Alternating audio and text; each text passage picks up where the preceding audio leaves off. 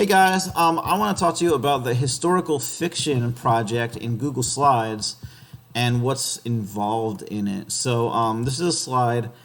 It's a presentation that I ask my students to do every year, and it's really fun. I put different decades up on the board, and I have them select them one at random. Sometimes I spin a little wheel, or sometimes I roll some dice. And I generally assign everyone a different decade, like the 80s or the 90s or so on. And then for that decade, they're going to present it. And their presentation is going to look like this. It's going to have a title slide with the year and their name. It's going to have a major historical event. And you could probably add pictures for that event because they're going to be presenting it. So I did the end of World War II, the fashion of that decade. So like this would be 40s fashion. A major sports moment in that decade. In this one, it's not even, there's no Super Bowl in the 40s, so it's close, the NFL championship game, 73-0. Music from that decade. And this could just be a static slide like this, or students can insert maybe a YouTube link in this one as well to music off of YouTube, so long as it's appropriate. And then if they have to write, if you're in an ELA class, like I have reading and writing, my curriculum had them writing a historical fiction piece.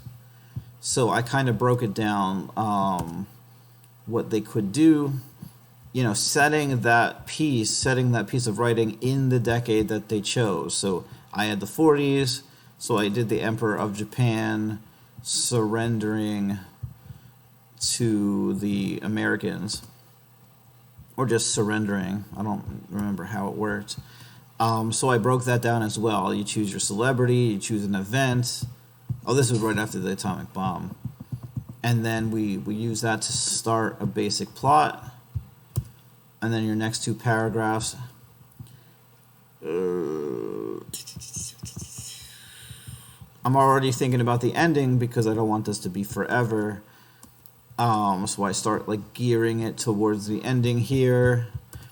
And then I finish it off at the end. So those are generally what I do. I also have, I call it the link page dump because I'm in middle school and I'm just kind of warming my students up to a works cited page for the beginning of the year. So as they're pulling stuff for their slides, I tell them, look, what site is that? Put it on your link page. And if you really want them to take stuff from here and make it into a works cited page through EasyBib or through a different way, there's two slides in here, but this might be just students who finish early.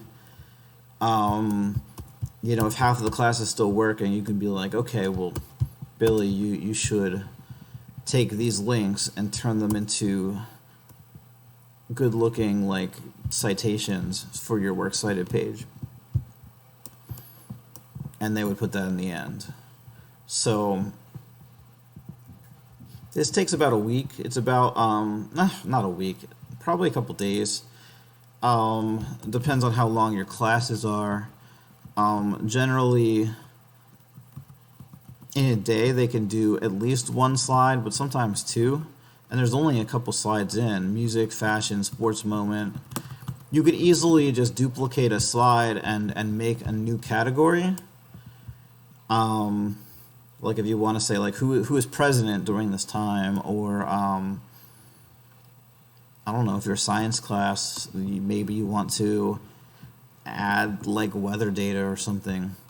Anyway, I hope this serves your class well. I use it every year. I really enjoy it. My students seem to really enjoy it. The presentations are uncomfortable at first, generally, because students don't like to go in and present. But as soon as one student does, especially if they have the decade that they want, then it really opens the door for the other students, which is why we have the fashion and the music because if you get the 60s or the 80s or the 90s, but you can easily just duplicate this and make one like cartoons, because every decade had all sorts of different cartoons, and take any kind of category you want and tailor it to your liking. Thank you.